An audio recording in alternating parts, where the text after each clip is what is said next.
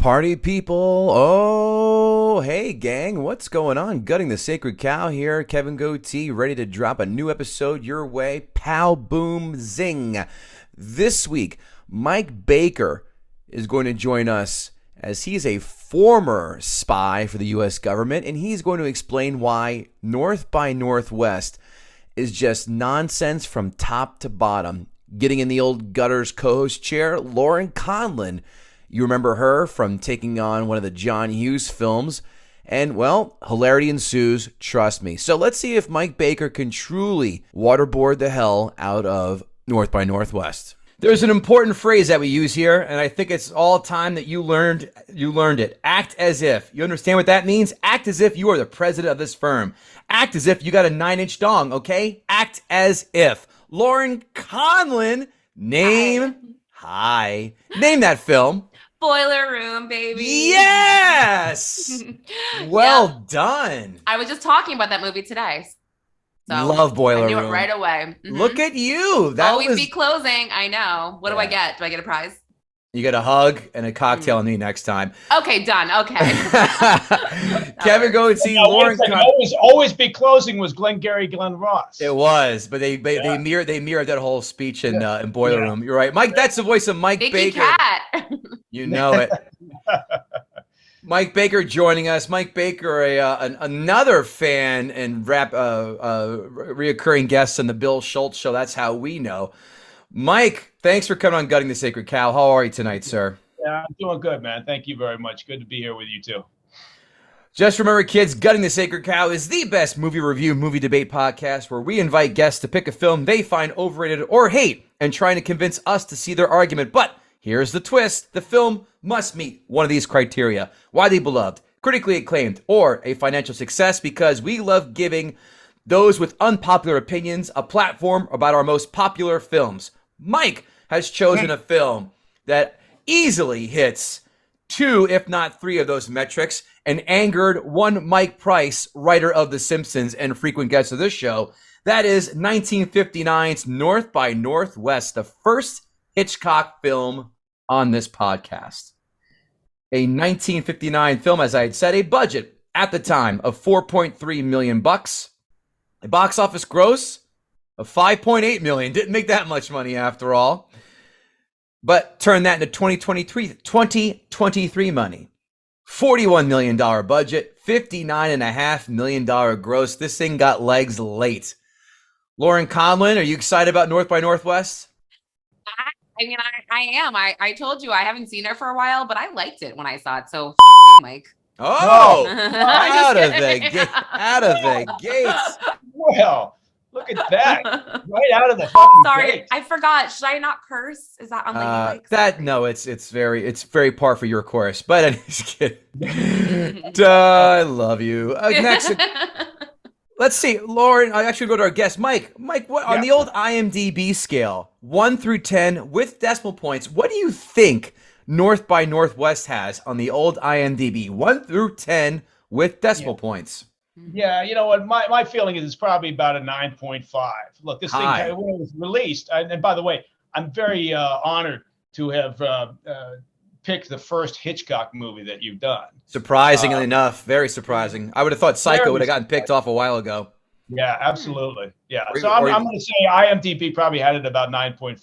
9.5. Lauren Conlon, how about yourself? What do you think? That sounds right. You know what? I'm going to go with an 8. An 8.5. 8.3. You were close. Wow. Not bad. Sorry, Mike.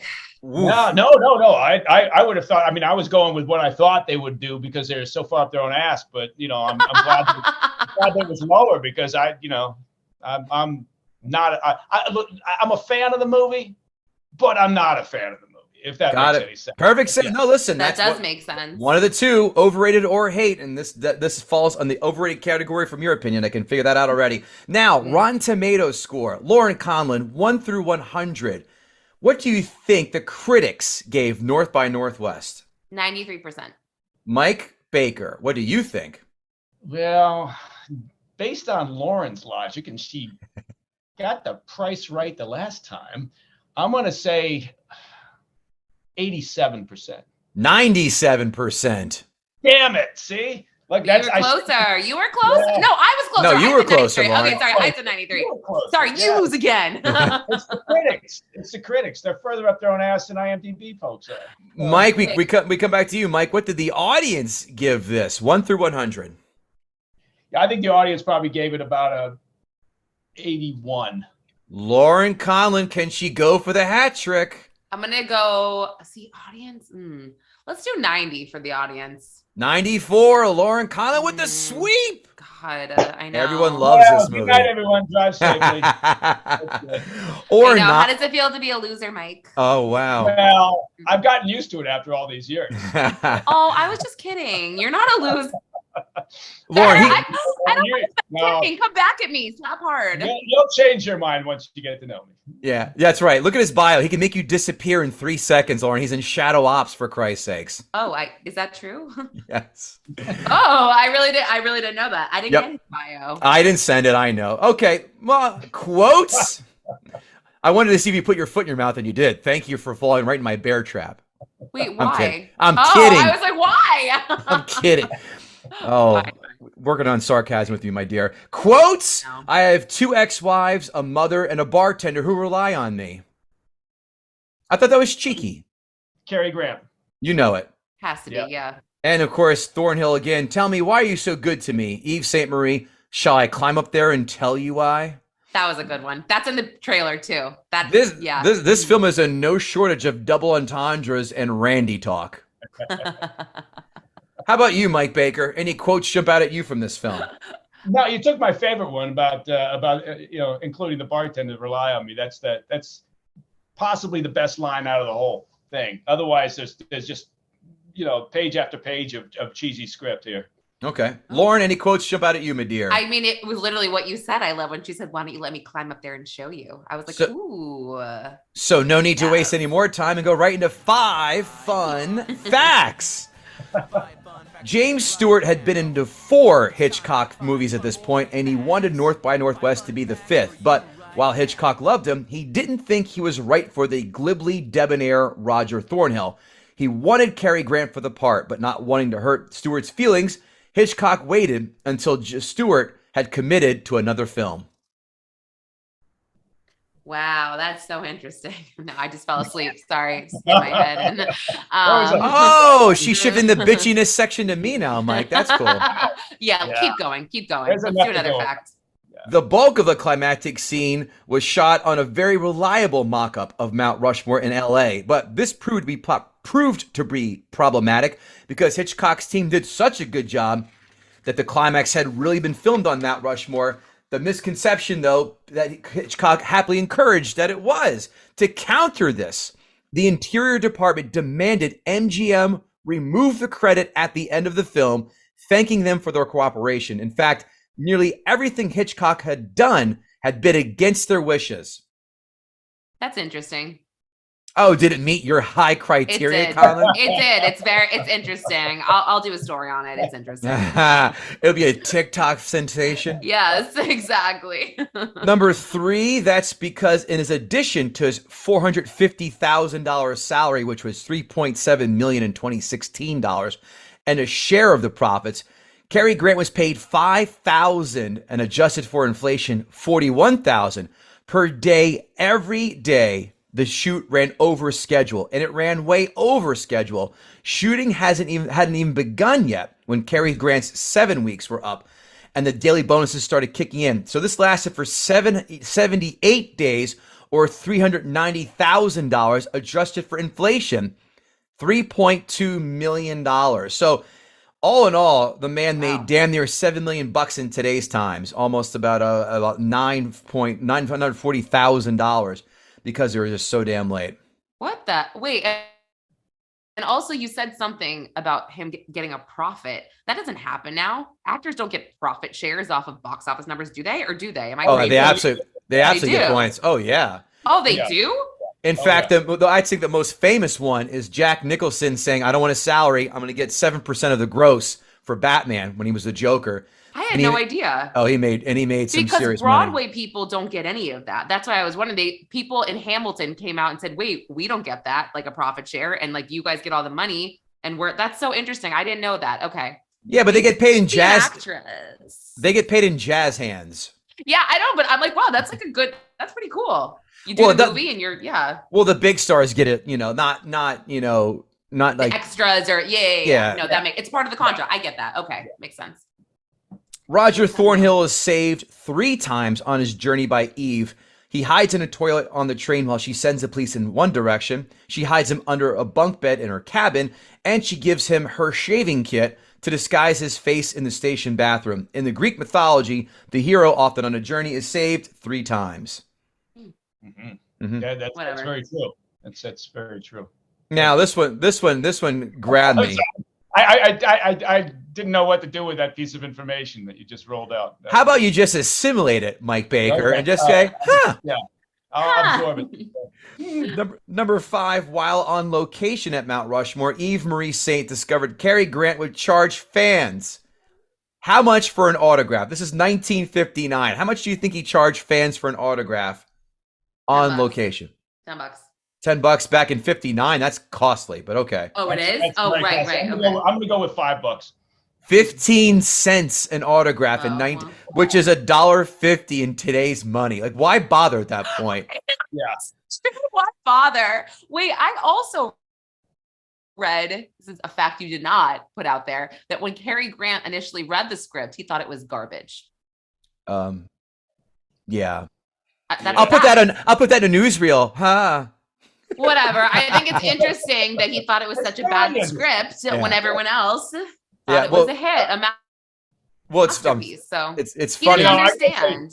That piece of information kicked the shit out of the bit about the Greek mythology thing. There you go. I'm on Mike's side now. Oh, I was reaching out to all the literary folk in our audience. Apparently, you guys are in the Berenstain Bears catalog section of books. By the way, I'm still in the Goodnight Moon section. Okay, I'm not even. Green eggs and ham is so 3 months away for you. Wait, Kevin, but I don't know, Mike, if you have kids, but I refuse to read Dr. Seuss to my kids because the books are too long. I literally am like, who has time to read this 100-page book?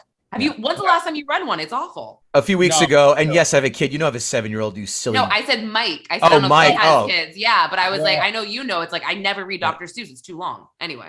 Yeah, no, it's true. I got 3 boys, and when they were younger, the oldest one's now 15. He still likes to be read to, but you'd start with a book like Fox and Socks, and you think, well, how long does this possibly take me? And then you're on page 47. Exactly. These inane rhymes, and the kid's asleep, and you think, well, now I'm invested in the book. I got to keep reading. It sounds like you did this to a few of the prisoners in Guantanamo. True or false? No, that is true. Oftentimes, the only way to get them to roll was to actually, subject them to Dr. Seuss for a long period of time. So funny. That is so funny. Waterboarding? Nope, that didn't work. Vanilla Ice? Nope, that didn't work. Dr. Seuss? Oh, it's a Geneva Convention. Yeah, and to think that I saw it on Mulberry Street. No, not again. How do you say no, not again in Arabic? I'd love to know. By the way, can you see Cary Grant with a change belt as people give him 15 cents? Like, here's a quarter and a dime makes it 15. That is so dumb. That is embarrassing. Isn't it? But that's sad. Let's $7 million and Let's go to the fans here and ask a gutter. Mall of America, MAUL, wants to know, is he disparaging North by Northwest because it reveals actual sources and methods? Well, yeah, you got me there, Maul. Yes, because I don't know how many times when we were out and we were trying to figure out how are we going to whack this high value target, we said to ourselves, let's get a fucking crop duster and we'll lure him out to the middle of a field, and then we'll take repeated passes and try to machine gun his ass. Yes. So that's basically, you got me. I got no other answer. It's too close to the bone. Never had someone stumped in the first Ask a Gutter. Haha. Next one. At Brandon Oglesby, Newark Nights. Is the chase scene with the plane the most nonsensical thing in this film, and why? Or is there another one? Which I'm sure you'll probably get in your notes, but is this the most nonsensical, yes or no? it's kind of tied with some of the others, but I'm gonna have to say, because it is a crop duster, and you hardly ever have that on your list of ways to remove a target, that it is number one. Yeah. Well, you should see me when I'm in the first row of coach and have to go back to the bathrooms. They call me the crop duster. Ew. Just kidding. Just kidding. I stay in first class because I have standards. Kidding. Oh, and at Nemirovsky for Mike, what is your favorite Hitchcock film? You know what? I'm going to have to say Rear Window. I know it sounds absurd, but it's still cheesy and it's still got all sorts of problems with it. But yeah, Rear Window. Good choice. Yeah. At Dave Quist from the Blockbuster Mentality, love those guys. He has a two-parter. Favorite Cary Grant role, and he asks, do you prefer Eve Marie Saint or Grace Kelly? So favorite Cary Grant role first. You know what? This is going to sound really odd, but it's going to show you why I'm conflicted with this choice that I made for your show. Is my favorite Cary Grant role is North by Northwest. Right. And I'm a real Cary Grant fan, but so this is actually it's an odd choice on my part, but it's more about the plot line than anything else. And you got to go Grace Kelly, without a question. Yeah, I don't see how you do anything other than Grace Kelly. Lauren, how about you? What's your favorite Hitchcock film? Psycho. Sounds like someone's cut from the same cloth. I'll find you. Yeah, okay. Exactly. Weird Window's good too. I like that. Vertigo, pretty good too. That's why I've never seen that. Yeah, 39 steps. There's a ton of them, right? There's a bunch of them, but yeah. I think that was a very light ask a gutter, but you know what? What the hell is? Let me just double check. Oh, here we go. Would Hitchcock be considered a great director in the modern era? That's a really good question. I'm going to go with no. Why? Because I think it's too formulaic, and I don't think that would play well today. Excellent observation. All right. And because no one listens to podcasts to the end, we do plugs at the beginning. Mike Baker. Tell everybody you like that one. Thank you. Mike, tell everybody what you're up to first. Share the good word. Well, you know what? I mean, aside from the day job of running the company, Portman Square Group, the world's leading global intelligence and security firm, we are mapping out the third season for the Discovery show, Black Files Declassified. So stay tuned. That'll be showing up on a Sylvania or Philco of your choice. Just released a book on Scribd, an audio book called Company Rules. It's an easy listen because I narrate it and it's very soothing. That's on Scribd, the Netflix of books. So everybody can clamor over there and grab it. And then I think that's about it. We're getting ready to shoot a film based on a story I wrote, and that'll be in summertime. We're going to shoot that overseas in Europe. So that's exciting, but more details on that later on. And that's all we have time for tonight. So drive carefully. The sweet, sweet dulcet tones of Mike Baker. Wow. Yeah. I can only imagine how lovely and soothing your voice is as you read Hop and Pop to all of the Taliban prisoners. Green eggs. I love that. Como se dice, donde está El Zakawi? Okay. Lauren Conlon, my buddy. Talk to me. Well, what's new with you? What are you up to? Where can we find you? You know where to find me, Kevin. Of course I do. I release a podcast every week, Lauren interviews. So I have Joshua Molina on this Friday he's best known for West Wing Scandal. He's a great guy. He's joining a Broadway production in March. So we wanted to plug that. And then I have Romany Malco, the actor who is on A Million Little Things. And he's known for, 40-Year-Old Virgin and whatnot. I also am a gossip columnist and I write features for Nikki Swift. So you can check out all my work there. I did a big feature on teen mom scandals, which I feel really good about myself after writing that. These teen moms are wackadoos. I literally was like, wow, this is awesome. I'm like, I'm not as messed up as I think I am. And then I do celebrity interviews for Pop Style TV. And you can find me everywhere. Like generally, I would say I'm on Fox like once or twice a month on Saturday nights. So if you're bored, you can, flip through the channels and see if you find me. I guess I'll stop talking. Oh, and you need to go to my TikTok, Lauren Conlon 4, because I'm investigating Jeffrey Epstein right now and his townhouse and the unsealed documents, or the sealed documents that are going to be unsealed any minute now. There's supposed to be at least one name. People have it all twisted. They keep saying, oh, there's going to be a huge name, huge list. There's going to be one name of a big public figure. Mark my words when this list gets released. So, Mike Baker, do you have a clue who this is? If anyone would know, I would assume you would. I do, but I'm not, for legal reasons, I can't release it just yet. But do you know who it is? You literally know? No, I don't know. Oh, I was like, are you serious? I was like, what? I mean, well, you all this security info. Well, you can find guttingthesacredcow.com and get yourself a sweet-ass shirt, hat, mug, bag, all that stuff without any kind of Jeffrey Epstein paraphernalia in it yet. But you could carry your Mike Baker book when that comes out in that bag. You can also do me a solid and write a 2 or 3 sentence review. I'm talking to you, Lauren Conlon. We're friends, for Christ's sakes. Write a 2 or 3 sentence review on your podcast platform of choice and give us a 5-star review, because that really helps. guttingthesacredcow@gmail.com if you want to say hi as well as say hello or advertise with us. And now, Lauren, let's have Mike come out of here, jump out of Abraham Lincoln's nose in Mount Rushmore to gut the sacred cow. Okay, she jumps in late. At the end. Sorry. Go ahead, Mike. Fire away, sir. All right.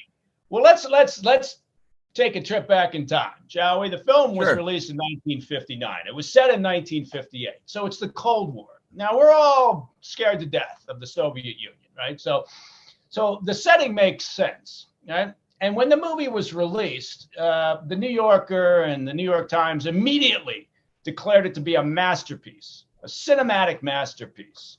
And part of the reason that they did that was because of Cary Grant's sort of self-parody, right? It was a little unusual for a spy film. And so that's the reason why I separate out the fact that Cary Grant is terrific in it, and I think probably his best role. But the movie itself is completely nonsensical. So here is Cary playing the role of very dapper and pithy advertising exec Roger Thornhill, who just happens to get caught up in an international spy thriller. He's mistaken in a hotel bar at the outset of the film by some unidentified thugs who have asked the hotel to page a fellow named George Kaplan. And that's an important name to remember. But as it turns out, there is no George Kaplan, right? So we're starting to fall down a rabbit hole here already. They immediately abduct Cary Grant off the streets of New York, literally hustling him out of the hotel and into a car outside of the hotel and away to a mansion in the countryside owned by a fellow named Lester Townsend. This is very important because Lester Townsend also is not who he says he is. He, in fact, is James Mason, Philip Van Dam, which is probably a classic spy name. But he's a Cold War identity not clear, but it's obviously a Soviet, spy. James Mason is masquerading as Lester Townsend, the owner of the mansion. They think that he's George Kaplan. They think that he's a government spy working to stop Van Dam's evil plan to smuggle microfilm. Are you still with me? Microfilm out of the country. Now, what they decide at the outset to do is they're going to force alcohol down George Kaplan's, Cary Grant's throat, put him in a car and have him drive himself over a cliff to die, right? Because that's what you always do. Rather, they're standing there in the room with George Kaplan, the dangerous spy they believe him to be, and their thought is, let's get him drunk, and then once he's really hammered, we'll put him in a car and let him drive, and then he'll go over a cliff, and Bob's your uncle. So that doesn't work out, right? When he returns to the house the next day with his mother, don't even ask me about that whole situation. He finds out that Lester Townsend is not the same guy. He turns out to be a UN diplomat. He goes to see the UN diplomat. One of the thugs throws a knife at him during a reception and kills the UN diplomat, which then implicates our man Cary Grant, who bends down to check on him, puts his hand on the knife, gets his picture taken, and now we're off and running. He goes on a train. He meets Eva Marie Saint. She turns out to be actually the U.S. government spy. I guess my point in all of this, and I haven't even mentioned the crop duster scene yet, nor have I mentioned the cliffhanger or the thugs who run a house near Mount Rushmore, is that if you take it all as a plot line, it's ridiculous. But the movie itself is saved by the weight of Alfred Hitchcock producing and directing it, right? Who at the time was untouchable. And the fact that Cary Grant is just so fucking charming, right? Mm. And Eva Marie Saint is just oozing sex, right? It's 1959, so you couldn't ooze that much sex on the screen, but she was doing her best. And especially with that pointy bra of hers, that Madonna Coney pointy bra. God, it looked like a couple of Exocet missiles, and shot her in the back. And so there she is, and there he is. And I've kind of skipped over some of the other parts here, but you get to the end. I failed to mention the professor, who is, one of the good guys of the U.S. government spy agency, who's implicated now Roger Thornhill into playing his role. It's a complicated, nonsensical plot, but again, at that time, in that period of time in the late 50s, if you had Cary Grant and you had Alfred Hitchcock attached to it, you could write any old piece of shit and get it produced and pushed out the door. Right. Now, that's pretty much all I got to say about that. Give me so what is it? So now, being in your industry, what did you find that was horseshit about this film that made you just, which is a big topic on this podcast, where I watch stuff and I hate when screenwriters try and pass these weird contrivances as regular occurrences. And I'm not talking like the Matrix dodging bullets, because that's the world that it constructs, and that's fine. Or Star Wars lightsabers, that's different. I'm talking about things like you get in a car, like a random car, you drop the sun visor and keys fall out. Like, that doesn't happen in real life. Like, that's what we do all the time. This podcast is that that doesn't happen. Mike, in the spy world, what happened in this film as a guy that has done this for years, where you're like, that's bullshit, that doesn't happen, get the fuck out of here, enough of this nonsense? If you have a few examples for me. The movie was sold based on the idea of mistaken identity, right? So that's the hook that they used to then produce this film, right? It was kind of the basis of the script idea anyway, was, this guy's mistaken for a spy, and then he's off and running on this big chase. But there are so many things in this thing that don't actually happen, right? And during the Cold War, if you just look at the Cold War and say, okay, very rarely would the Soviets have decided to send a couple of their guerrillas to a UN reception where their preferred method of killing a UN diplomat was to throw a knife at him at close range in the middle of a party. It's a party, and this guy takes a knife out and throws it. No, it was a hell of a toss into the chest of Lester Townsend. Poor Lester Townsend, UN diplomat, didn't see it coming. So every time there's an effort to take out someone, and usually the person is Roger Thornhill. And look, so I would equate the scenes like that with Austin Powers. Right? It's always like that. Wait a minute. So you're going to leave him there, and why don't you just shoot him? Right? Is always sort of the response of Austin of Dr. Evil's kid, and it's true. So you have scene after scene where they could have killed him at any moment in a much more realistic fashion. But obviously, it's a movie and it is a bit of a parody. I get that. And again, don't get me wrong, Cary Grant's great in it. Yeah, so it's if you spend any time in the business that I was in, and look, I'm old enough to have gotten in, and when I first got in, the Soviet Union still existed, right? That shows you how fucking old I am. And they were still an existential threat, and none of that shit happened. Right. We never once, decided we were going to do somebody in any of the means that are included in this movie. It just wouldn't happen. But that's entertainment. It did. Now, if you grab the wrong guy, how fast are you getting rid of him, as in getting rid of him, or letting him go? Yeah, it depends on the situation, right? Horses for courses. So, you know, you can't. There's no one standard line. It's like, how long's a piece of string? You know, everything. It's always different. And I, you know, yeah, that's all I got to say about that before I get in like Lauren territory where I get banned from the internet. Shadow bans. Yeah. All right. Any other things that happened in this film where you're like, yeah, that's completely conceivable in my past life or current life? Well, I found the train scene. You know, I think when they got on the what was it, the 20th Century Limited was the name of the train, and that's where Cary Grant first met Eva Marie Saint. Right. Magical moment. I don't know how many times that happened, and that actually did ring true because back in the old days when we were, you know, engaged in operations and traveling the world, oftentimes we would find ourselves in these, you know, wacky, mysterious hookups with incredibly gorgeous women on public transportation. Are you being facetious right now, or a train? You know, are you being sarcastic? I'm asking. You're being sarcastic.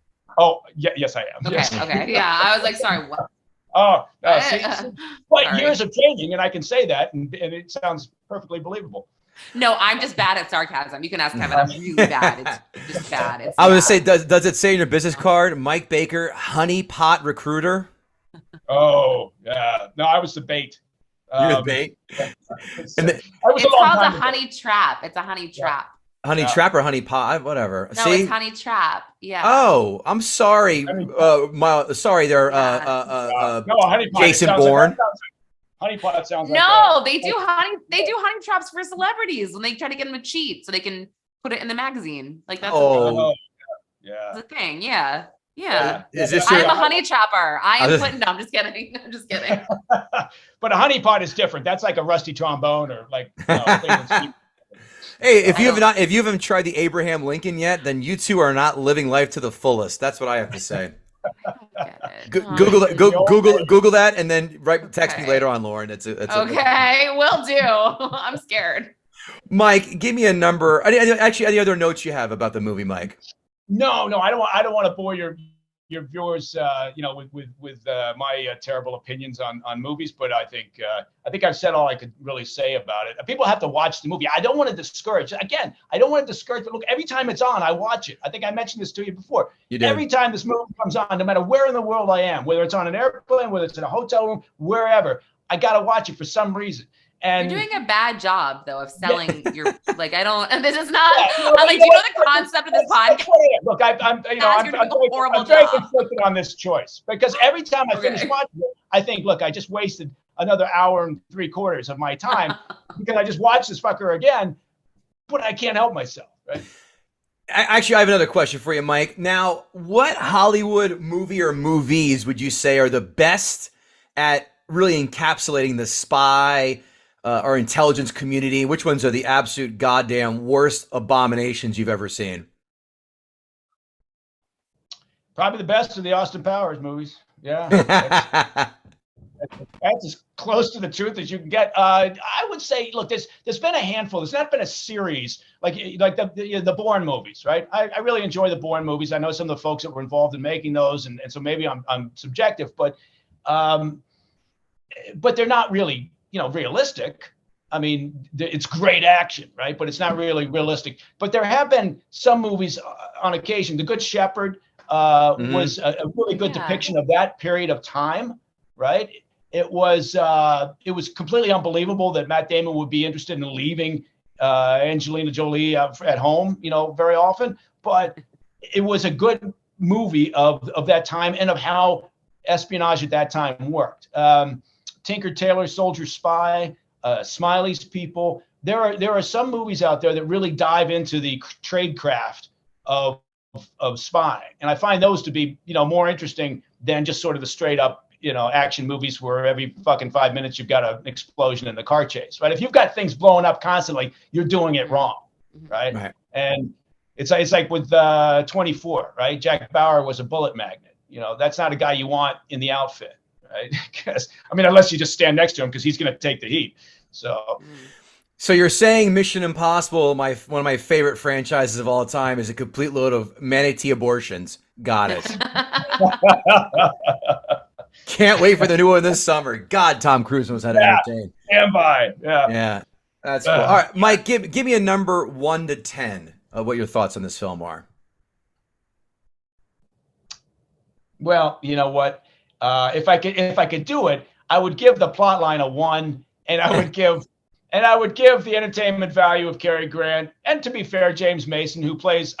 Look, James Mason was a parody of a spy in the Cold War in this movie, right? But super entertaining to watch.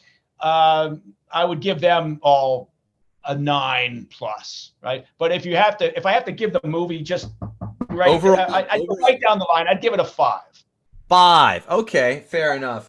Lauren Conlon, your thoughts? Okay, so my thoughts, short and sweet. Look, it technically was, I feel like it sort of paved the way for James Bond, because this was like a James Bond movie before there were James Bond movies, and it was fun. And like you said, it's a parody. It's not supposed to make sense. It's not supposed to be serious. So like, why do you have to watch it and judge it so hard? Just enjoy it. That's my take on it. I don't think, I don't think it was, Hitchcock's best movie. Clearly I like Psycho, but it did win a shit ton of awards. And if I had more time, I was going to go back and look, because sometimes it depends on what comes out that year, right? There could have been nothing that came out that year, whatever, 59, I think it was. I have no idea. Yep, it is. But so I think a lot of people, it might have been the only choice for them. It might have been the only choice of what to watch. So anyway, I enjoyed it. Cary Grant also, let me just be perfectly clear, he can do no wrong in my eyes, like ever, like literally ever. I'm going to get to heaven and I'm going to go straight sitting on his lap. I'm like, oh, what's up? Yeah. And then we're going to go in the back room, but, we're going to go in God's room himself. He's going to share his kingdom with us. And yeah, Cary Grant and I are going to have a moment, but yeah. Are you going to drop an ovary as you ride him reverse cowgirl in Theodore Roosevelt's head in Mount Rushmore? Absolutely. I had to turn it back to the film. I'm like, sorry. Yeah. Yes. Yeah. So no, really, like I said, it's a good movie. I don't know why we're looking so like hard into it. Because that's a podcast, you goof. Well, I know, but it's also like, what, I don't know. Just. But I think what Lauren is saying. Oh, and by the way, when she says if she had more time, she would have gone back and done the research. What she meant was if she was more interested, she would have gone back and done the research. But I think her comment about, why are we being so hard on this movie? I think I get this all the time, right? Particularly from my wife, the greatest person I'll ever know. She says I'm impossible to watch these sort of movies or even TV shows with, like The Americans or anything like that. She says I'm absolutely impossible to sit and watch any of these things with, because I can't help myself, right? And so on the one hand, I can enjoy the entertainment, I guess, and on the other hand, I'm just constantly staring, going, what the fuck are they doing? And right. But you said it. It's entertainment. It's entertainment. Yeah. There are some movies that Kevin's talked about or had us talk about on here that are so freaking bad that I'm like, these are unwatchable to me. And they're like, this is so watchable. It's so watchable. Well, it's to harken back to, I think it was your episode where you did Breakfast Club, where Emilio Estevez smokes pot. And I did 16 Candles. 16 Candles, that's it. Yeah. Okay, Eckhart did Breakfast Club. Yeah, she did Breakfast Club, Emilio Estevez smokes pot and then starts running around like he's all PCP'd out and puts his hand through a glass plate window. Go, yeah, you smoke pot? That doesn't happen. Okay. Exactly. All right, and that's me with sports movies. You can tell when someone who's never thrown a ball writes a sports movie. Go, no one is going to run a toss right play on 4th and 20 on their own 40 with 2 seconds left in the game. Right. Thank you. Right. See, so we've all got our hang-ups about it. Sure do. Yeah, absolutely. Now let's see what I think in notes. Every time I watch an old film, I forgot the credits are the first 2 to 4 minutes of the film. Thank God they're at the end now. Unlike now, though, when you go to the movies and see a film, you get saddled with 20 minutes of previews and commercials. I don't know which one I'd go with from now on, but gone are the days of having a secretary following you around and jotting down your every word because, hey, that's what Facebook is for now. Okay. Mike, this is for you. You'd think someone would make a bigger stink while getting kidnapped in public as opposed to just mildly raising your voice and a little shoving. How does he not kneeing someone in the balls and yelling stranger danger and also saying he touched me in a naughty place, which is exactly what I taught my 7-year-old to do if someone tries to take her. Yeah, no, but it's a good point. He literally is hustled out of the hotel, one of the leading hotels in New York City at the time, and makes almost no. What are you doing? Where am I going? What are you doing? I said, shove him into this car and drive him away. Okay. I mean, his voice is is almost to the level of where a librarian would tell you to please be quiet. It's almost hushed tones. Mike, what's the best? Oh, actually, one more point. Besides, if you do make a whole to-do in public, what are the chances you get shot in public anyway, unless your name is JFK or Lee Harvey Oswald? What's the best way to avoid getting kidnapped in public, Mike, since you're the resident expert? Yeah, you know what? The best way to avoid any trouble in public is to be aware of your operating environment, right? Take the headphones off, the earbuds out of your ears, and quit looking at your phone as you're walking down the street.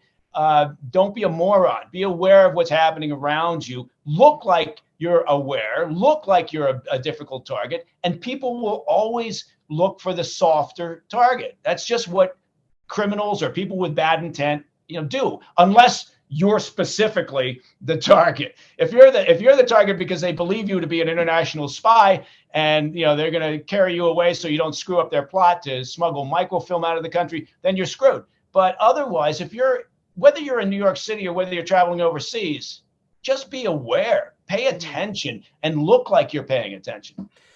Right. And that goes especially for you New York tourists who have your head on your phone while walking up the subway stairs and not moving fast enough. Get the fuck out of the way. Thank you. Or isn't that the truth? Yeah.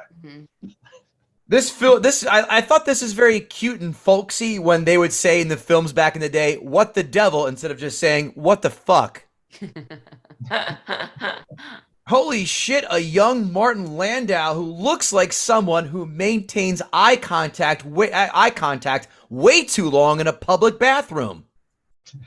I don't remember that. Am I crazy? He's a henchman. He's a great second, right? Martin Landau plays a great thug in this film. Again, look at me, I'm conflicted. I raised this as a piece of shit movie, and now I'm praising it. So. God, that's what happens when you get it together. Oh my gosh. Yeah, the medications, they're not Hot Mess Express over here. Someone fired a Viagra before coming on this podcast. That's what's up. I mean, me. What year did Hollywood make driving a car look real? Because they sure as hell had the fake green screen for this movie as well as Dr. No. I mean, they're driving with the top down and nary a hair is moving one bit. It always irked me. And they do the back and forth like this is their driving go. If you did that, you'd be getting in an accident every 2.7 seconds or you're intoxicated. Yeah, exactly. Mike's either driving or jerking off two guys. I don't know which one it is. I'm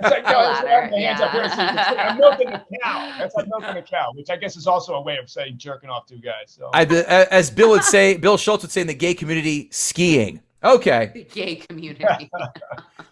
Does going to the theater with your mother send the same alarms as celebrities who take their mothers to the Oscar instead of taking an extra who has yet to contract herpes in LA? Like the whole taking your mother to the theater, go, uh-oh. That train's never late. And then an hour and a half later, oh, I've got 2 ex-wives. What? That's a hell of a reveal. How does one force you to drink a whole bottle like they did with Cary Grant?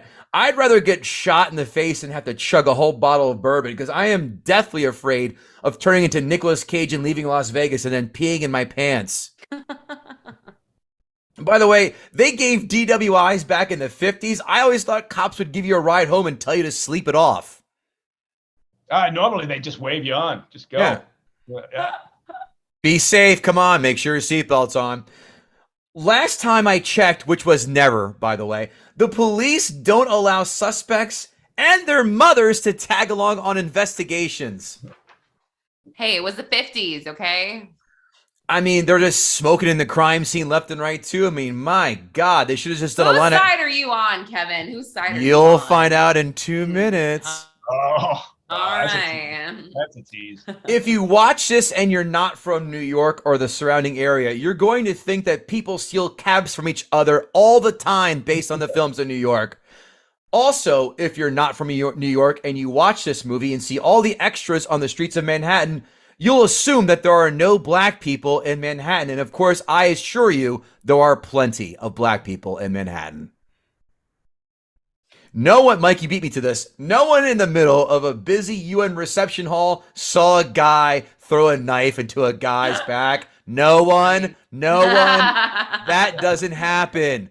People see when people like flick a booger at Greta Thunberg. She gives a speech at the UN. Alfred, here we go again. Alfred Hitchcock notoriously preferred blondes, but you know what he didn't prefer? Black people in his films until the first 45 minutes until you see them as waiters on a train. Wow. That was pretty blatant, I thought. You can always count on them being in a porter role, right? Yep, exactly. James Bond did that with Dr. No. We just did that not too long ago on this podcast. So like, all right. Yeah. Yves Saint Marie looks like Kate Blanchett with a Fisher-Price toy haircut. If you had those as a kid in the 80s like we did, all right. Not all of them hit Lauren Conlon. Thank you. No, I know. This is painfully obvious that the woman is an agent because no woman is this forward unless she's a 3-time star of the TV show Love After Lockup. She is throwing that pussy at him with reckless abandon. Sure. Women have needs too, okay? I know. It happens. But it is over the top blatant. I mean, she must have a case of herpes. She's I don't give a shit. I gotta get laid, and I don't care.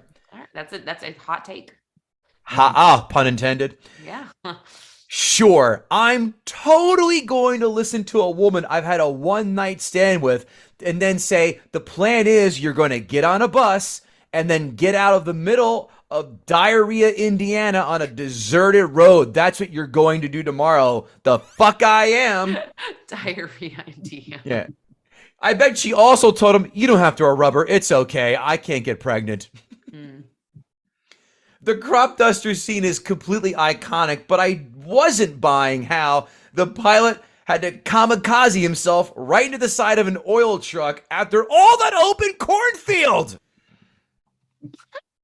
He had to veer off a few degrees just not to be a martyr or a kamikaze pilot. Are we really buying that? No. I like, though, how Cary Grant Jedi mind tricked the desk clerk into giving him Kaplan's room number in 2 seconds. I've had a much harder time going to the front desk after losing my hotel key for a replacement. It took me 5 to 10 minutes to convince the front desk who I am. But it's like, Kaplan? It's no big deal. He's room 207 or whatever. The 50s. Blissfully ignorant. I laughed my ass off at the newspaper's headline, quote, driver escapes Holocaust. Really? Pretty liberal use of the word Holocaust in that for just a single car crash. Okay. Yeah. Mike, imagine it was 13 years after the Holocaust. Yeah, a little fresh. Soon. Yeah, a little fresh for some people. Hey, Mike, how often do spies use the pencil tracing on a pad of paper trick to find an address or a phone number? You'd be surprised. It happens all the time, right? In fact, I did it not too long ago to get a number off of a pad of paper that one of my boys had written down, right? And so then he had lost the paper, and so then I showed him the little trick, and sure enough, there it was. Wait, I don't get it. What's the trick? Sorry. Well, when you write something down, particularly with a pencil, but when you write something down, you kind of press hard, and it leaves an indentation of what you're writing on the paper underneath it. So you just have pads of paper at your house? Yeah, and then of course I have pads of paper. Well, Who the hell has pads of paper, like legal, like yellow paper? Hey, this is America. You have pads of paper? I want Sorry, what? Like pads of paper. Yeah, super shaming. I just write notes in my phone like a normal person in 2023. Like I don't want to get like the cripple, the oh god, when your hand gnarls carpal up. tunnel, That's or like, it. Yeah. I don't know, iPhone hand. That's a medical designation. Yeah, I write on Mike. I'm with you. I write on yellow legal pad because I don't want to have my phone and have my neck cricked down the entire time like I'm a hunchback. Thank you. Whatever. Hey, this must be the whitest thing ever to get arrested for: disrupting an art auction. Yes. Oh, I didn't even. I'm glad you raised it. I didn't even raise how absurd that was. Yeah. So. Hey, to avoid being killed, is it better to turn yourself into the police where they could be in on it, or taking your chances and going on the run by yourself, Mike? What's the better way to do that? Yeah, typically I would argue that most people should take a chance on themselves, right? Rather than yelling out in the middle of the art auction that you're wanted for murder and getting yourself turned over to the police. And that usually, I suspect doesn't end well. But I mean, for Roger, it worked out. But he get 3 squares, a hot and a cot, 3 hots and a cot there that way if he does turn himself in. Look at you with your 50s lingo. What? I don't know what the 50s lingo was for anal raping in jail though. It happens. Lauren, do a newsreel on it. God. Guys, I was watching this. Well, just fun fact, they give out 15 condoms a day to at Rikers. So how much, Mike, how much does the CIA have to pay off? Wow. Yeah. Oh, ew. Oh, they voluntarily give them out. Fun fact. Take it home and write it down. I am home, and I'll write up my yellow legal pad as well, Mike. Go ahead. How much, Mike, does the CIA have to pay off a civilian to keep going through these charades in the name of national security if, in fact, they are a wrongly identified person? The last time this happened, we just appealed to their patriotism, and they did it for free. I would never do that. Not me. Sorry. Because I don't want any part of pretending to be someone and getting shot at without a hell of a paycheck waiting for me. Well, that's the government. So it's not going to be a big paycheck anyway. You say patriot, I'm a capitalist. Okay. Isn't it cute that everyone is wearing suits in every single scene? This has to be cumbersome after a while. No one ever wanted to kick it in shorts and flip-flops back in the 50s when it was that hot. Okay. It was easier to hide your concealed weapon that way, though. That's true. Yeah. Funny. The shots of climbing down Mount Rushmore are cool. Hey, but did they model Lincoln's nose after Jennifer Grey's nose? We just did Red Dawn, and that I was fresh in my mind. This must have wowed people back in the day, but the last third of this movie has really been a slog. Mike, you used the word right, formulaic. This film is very formulaic without any twist. I understand this is the blueprint for spy thrillers, but it does not hold up. This was like VHS, but I can think of plenty of other spy thrillers that are out now that are more 4K streaming. Like Bourne Ultimatum, I love. You have the poster behind you, I see. Mission Impossible, Fallout, I'm sure is complete horseshit in your eyes. Atomic Blonde, The Kingsman, Skyfall, Enemy of State. Those films, but again, there was Betamax first, but now we've graduated to digital. I get it, but there you go. Yves Saint Marie sliding down Mount Rushmore isn't even remarkably realistic looking. My God, at least the Rushmore models were pretty good, but that was terribly shot the way she was sliding down. She would go ass over T-Cal and about 550 feet down, nary a scream. I like when Cary Grant was struggling with Van Damme, who's about to plunge a knife into his chest when suddenly he shrugs him off like a 4-year-old having a play fight. What? And the subtlety at the end of the train entering the tunnel. Oh, Alfred Hitchcock, you pervert. Yes. I mean, okay, so Lauren, they're insinuating that they're having sex on the train. No, I know. That I got, that wasn't total sarcasm. That was like obvious. Yeah. All right. I saw this in film class in college 20 years ago, and I remember liking it. 20 some years later, I'm not wowed by it. Again, I understand this is iconic as all hell, but it's been bettered as the years have went on. It started off with promise, but the last 15 minutes could have been lopped off. The ending could have been great. Fighting on Mount Rushmore, that is a hell of a unique idea, but so anticlimactic when the bad guys are just finally off. There's nothing. The score, The score is jarring and repetitive. I hated that music. It got lauded in a lot of the reviews. I did not like it. It was cacophonous, I thought. This film doesn't suck, but it really is showing its age. This is the yellowing of the newspaper, as I say. I don't think it holds up. I really don't. I don't think I'm going to watch this ever again. It does not pass the remote test for me. Of course, the remote test, as you know, Lauren, but Mike, at any point you stumble upon it on cable, 20 minutes in, an hour in, whatever, do you drop the remote? I don't. 6 out of 10. Ooh. 6 out of 10. I feel like we're almost simpatico here. I had a 5. You had a 6. I'm gonna go with a 7.5, only because Okay. no one's asking for these movies to like be updated or evolved with the times. Like it's still a well-made movie. It is. So I feel like you guys are judging it based on like what is coming out now, and that's not really fair. Switch your rating. No, I'm kidding. Yeah. Lauren, do you have like a 1955 Chevy Bel Air car? No, you have a car that has GPS in it and probably automated reverse camera. You know why? Because it got better. Look, I'm not saying at the time it's great, but some Bond films are still great, and they are 60 years old now. I love Thunderball, fair. Goldfinger. I am all in on those. You're saying those two. aged a better. bit But yeah, better, yeah, than this one. Fine, okay. Yeah, Jaws. Right. I mean, Jaws is going to be 50 years old in a couple of years, and it's still flawless. That's terrifying, Jaws. Isn't it? Oh my gosh, almost 50. But this, I'm old. You Yeah. think Jaws is terrifying still? No, I'm saying I can't believe it's going to be 50 years old. That's terrifying. Gosh. Yeah. No, So- I think I stick with 7.5. I do. that's fine. I'm not looking Yeah. to change your score, but Yeah. it was great at the time. It just for me, it's just like yeah, little. And I think you know what? I think you nailed a really important point, which is it's that last 15, 20, 25 minutes of that movie that you get to the end and you've had to make your way through that. And that's probably for me why I always have that same feeling when it's over and I'm thinking like I just wasted my fucking time, because that last bit is just a grind Slog. to get through. But yet, I'm different. If I see it, like I said, I still watch it. I don't know what the hell's going on, but That's clearly cool. I'm bipolar.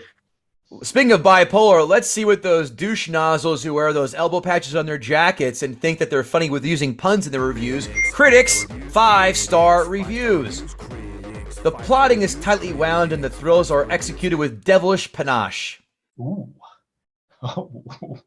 Lauren, I think you make a hell of a cuisine of potato salad with devilish panache. Has anyone ever said that to you? Never. North by Northwest distills Alfred Hitchcock's obsessions, techniques, and themes into a singular, deliriously entertaining form.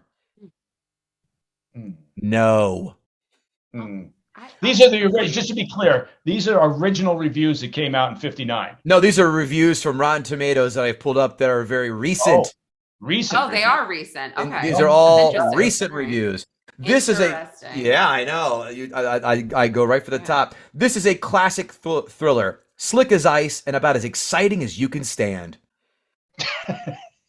Well, right. But yeah. North by Northwest is the reliable one of mistaken identity and spies with the glossy touches of Hitchcock. A crop dusting plane spraying bullets over a farm road and a chase on the stone faces of Mt Rushmore. Okay. That's not a review. That's a summary of activity. Yeah. Critics, 1-star reviews. There are scenes so improbable and goonish without any goonish intent that the laughter is the only appropriate action. Hitchcock apparently hopes that his fans will laugh off the glaring lack of dramatic nourishment. Shut the fuck up. In this concoction. I know, I agree. These blowhard assholes. I know. In this concoction on viewing the hilarious and impossible situations in which he throws the long-suffering Grant. Word soup. A hopelessly attenuated round of mistaken identity, cloak and dagger doings, sympathetic but helpless friendly agents, a double-dealing woman, and so forth. Sympathetic but helpless friendly agents. Interesting. What I mean, really, God. Someone has to use Roget's thesaurus and prove to their grandmother that that was a wise investment for that person's 11th birthday. Sorry. I'll give you a little bit of that. Amazon 5-star reviews. Before they tore down the old cafeteria at Rushmore around 2000, I had breakfast there. The place was empty in early April, and the young waitress suggested I might like to sit near the windows with a clear view of the deadheads. I said no, I want the table by the pillar where Cary Grant was shot. She replied, you can sit there, but I don't think anyone was ever shot there. She walked away and then stopped and asked, Cary who? I can believe that. Oh. I believe that. Yeah, I'll believe that every day. Yeah. Right. She should have questioned that when the gal had a pierced septum and said, Cary who? Yeah, no, This is a classic, unlike that garbage that passes for today's movies. If you haven't seen it, consider renting it. Cary Grant is perfect. Signed, Judd Apatow. Oh, okay. That's a